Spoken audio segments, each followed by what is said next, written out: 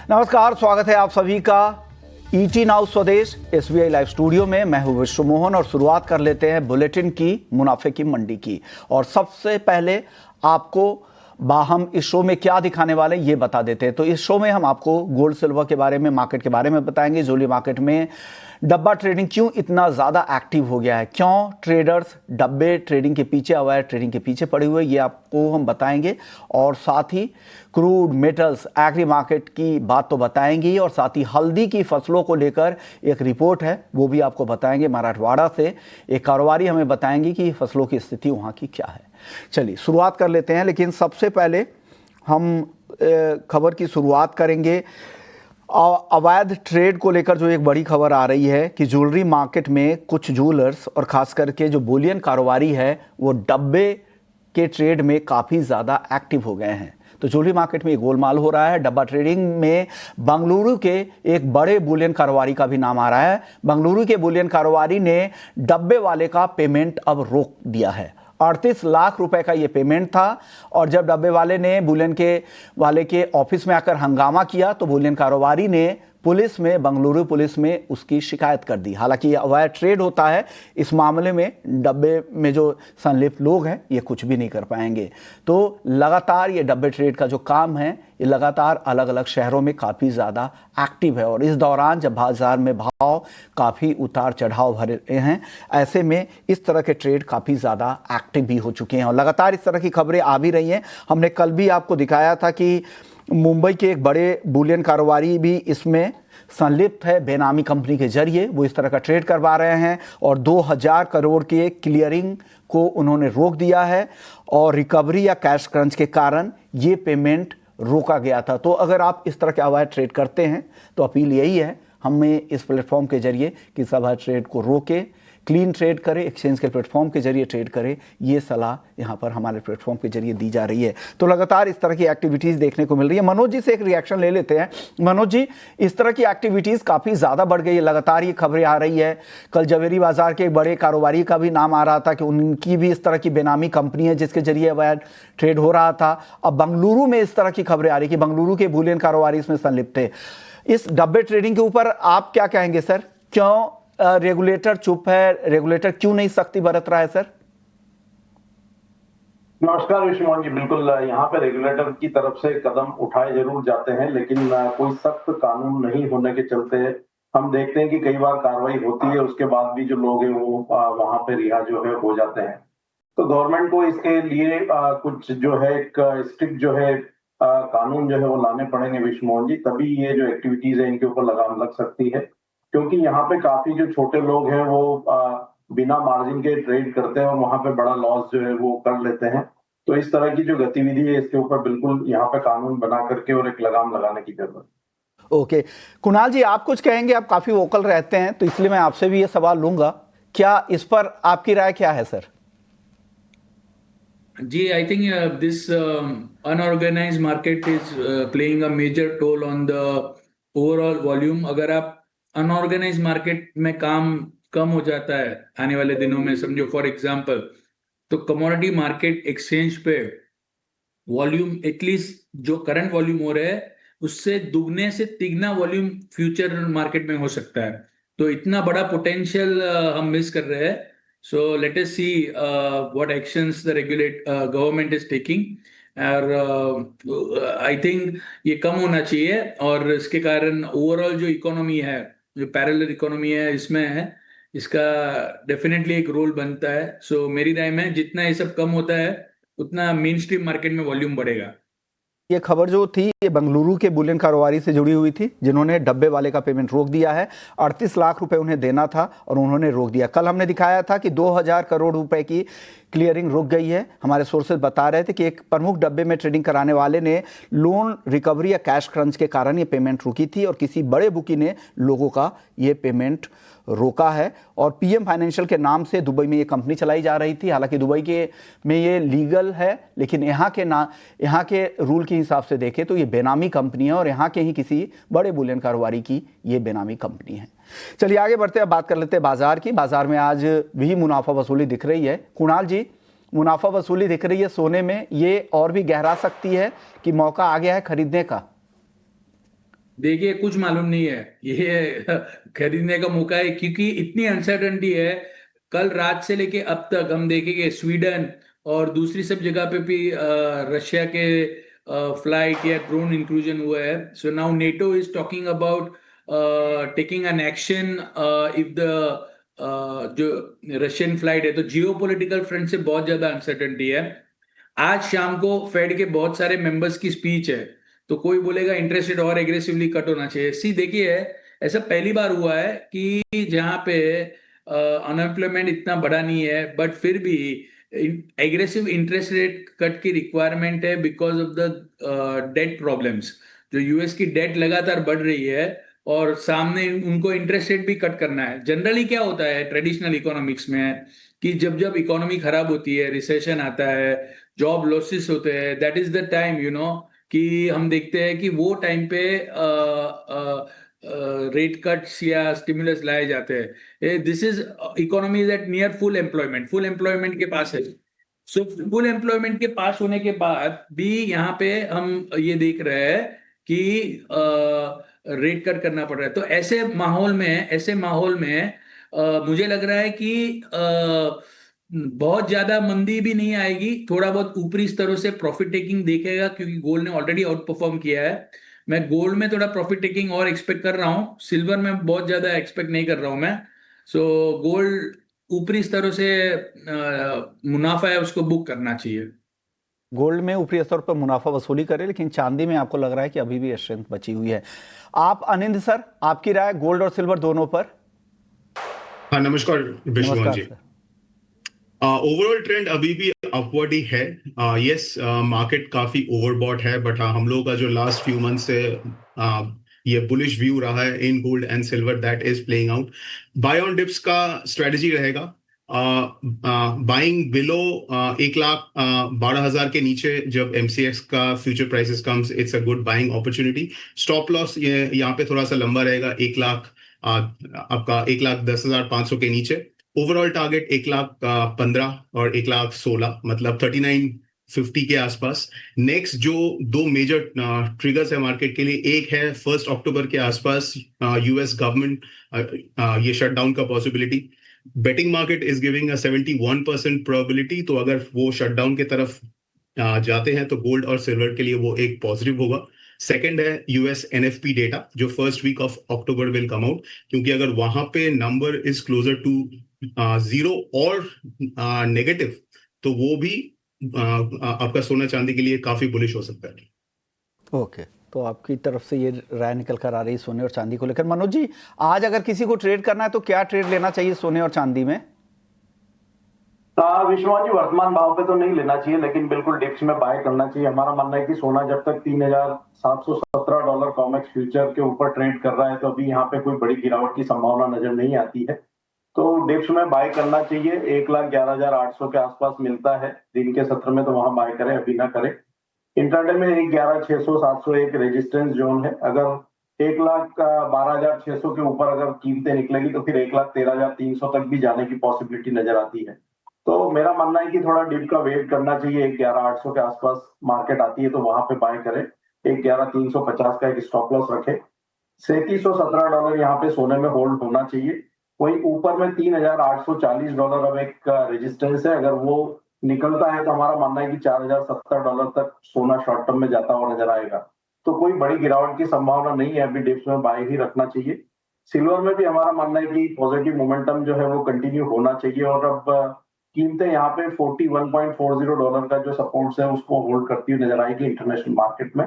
और जल्द यहाँ पे हम 49.50 तक जो है मार्केट को आते हुए देखेंगे, may be next 5 to 6 month. तो चांदी में भी यहाँ डिप्स में बाय की रणनीति जो है वो रखना चाहिए विश्वनाथ।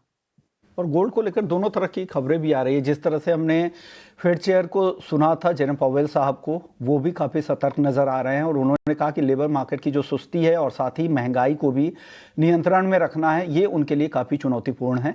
और जो अधिकारी है, फेड अधिकारी, उनमें भी मतभेद है। कुछ कह रहे हैं कि 2 और कटौती होगी, कुछ अभी जल्दबाजी नहीं करने के पक्ष में है। और साथ ही जियोपॉलिटिकल रिस्क भी दूसरी तरफ बरकरार है, जहाँ पर नाटो लगातार रूस को भी धमकी दे रहा है। और ट्रंप ने जो बयान दिया है कि यूक्रेन चाहे तो रूस से वापस जो ज़मीन कब्जे में रूस के पास चली गई है वो वापस से ले सकते हो। तो इस तरह की खबरें भी हैं जो और भी फ्यूल यहाँ पर दे सकता है गोल्ड के लिए। लेकिन जो कुछ डेटा भी यूएस के आ रहे हैं वो भी अच्छे दिख रहे हैं। जो नए घरों की जो बिक्री के नंबर आए हैं तो वो काफ़ी स्ट्रांग दिख रहे थे। 2022 के बाद इस तरह की ग्रोथ दिखी है। तो दोनों तरह की खबरें यहाँ पर आ रही हैं। चलिए वक्त है ब्रेक का। ब्रेक के बाद जब लौटेंगे तो क्रूड और मेटल्स की चर्चा करेंगे, साथ ही हल्दी में क्या हो रहा है ग्राउंड पर, मराठवाड़ा के कारोबारी से बात करेंगे, वो रिपोर्ट आपको लेकर आएंगे। जल्द लौटते हैं।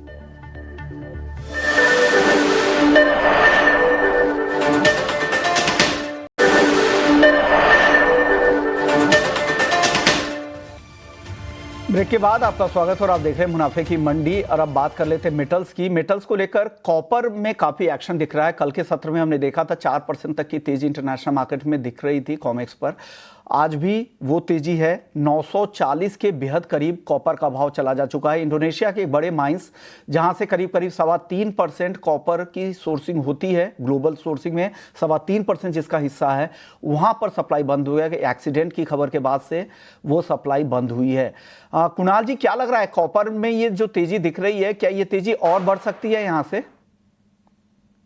कॉपर मुझे तेजी लग रही है बिकॉज ये जो माइन बंद हुई है इसके कारण एक सिग्निफिकेंट सप्लाई डिसरप्शन। सी देखिए, कॉपर की जो कॉन्सेंट्रेट मार्केट थी वो ऑलरेडी बहुत टाइट थी, और ऐसे टाइम में ग्रासबर्ग का बंद होना, that itself is a very negative news, और this will lead to a major deficit in copper going forward.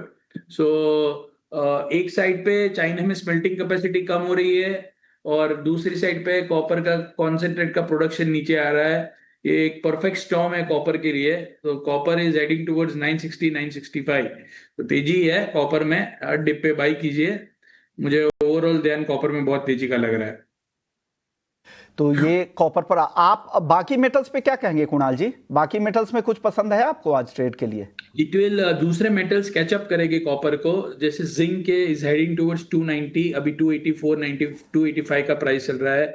Aluminium भी मुझे लग रहा है कैचअप करेगा धीरे धीरे, बट जिंक, कॉपर के बाद मुझे जिंक अच्छा लग रहा है, और उसके बाद एल्यूमिनियम।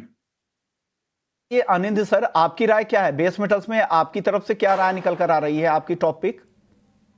टॉपिक मेरा कॉपर रहेगा, उसके बाद जिंक एंड थर्ड एल्यूमिनियम। तीनों मेटल में एक बुलिश एक्शन है। कॉपर में एक स्पेसिफिक, जैसे कुणाल ने कहा भी कि स्पेसिफिक एक सप्लाई डिसरप्शन हुआ है। सो एब्सोल्युटली इसके कारण ये काफी बुलिश सेटअप है। तो 970 तक भी कॉपर जा सकता है इन द कमिंग डेज। इसमें 970 तक, यानी यहां से करीब करीब 30-31 रुपए तक ऊपर जाने की संभावनाएं बन रही है कॉपर की। मनोज जी, आपकी राय मेटल्स पर? कॉपर तो यहाँ पे टॉप फेवरेट है ही, और जिस तरह से मोमेंटम बना है हमारा मानना है कंटिन्यू रहेगा। LME $10,670 तक एक बार कीमतें जाती हुई नजर आ रही है। अगर मैं MCX की बात करूं तो जो अक्टूबर कॉन्ट्रैक्ट है 972 तक के जो स्तर है वो टेस्ट कर सकता है। तो 940 से 938 के आसपास यहाँ पे बाई किया जा सकता है अक्टूबर कॉपर, और वहां पे जो स्टॉप लॉस रखना है 924 का रखना है। टारगेट 972 तक के रख सकते हैं।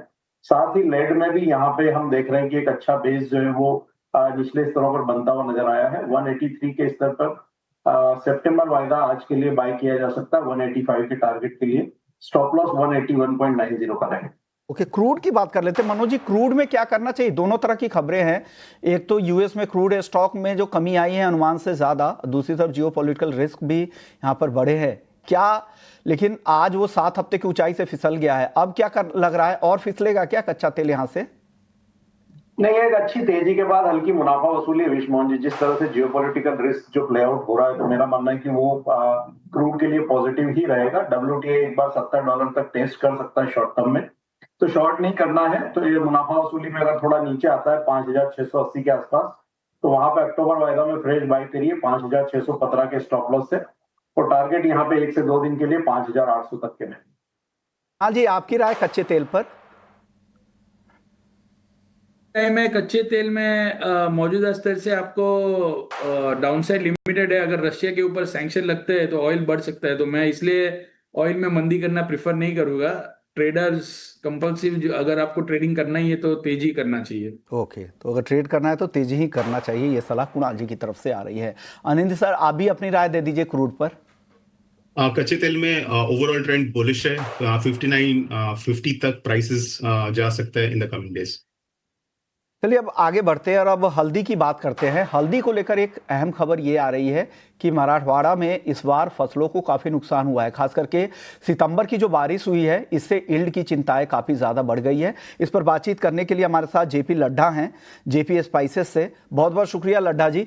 सर क्या हो रहा है अब, ताज़ा स्थिति क्या है? पुराने विजुअल्स तो काफ़ी ख़राब थे और कहा जा रहा है कि जो मराठवाड़ा और विदर्भ की जो मिट्टी है उससे पानी सोखने में काफी कम टाइम लगता है। वहां के एफपीओज और किसानों से जो बातचीत हो रही थी, इसलिए पानी तेजी से नहीं सूख रहा है जैसे बाकी इलाकों में होता है। क्या अभी क्या स्थिति, क्या पानी खेतों से निकल गई है? पैदावार को लेकर अब आप लोग का नया अनुमान क्या आ रहा है सर हल्दी का?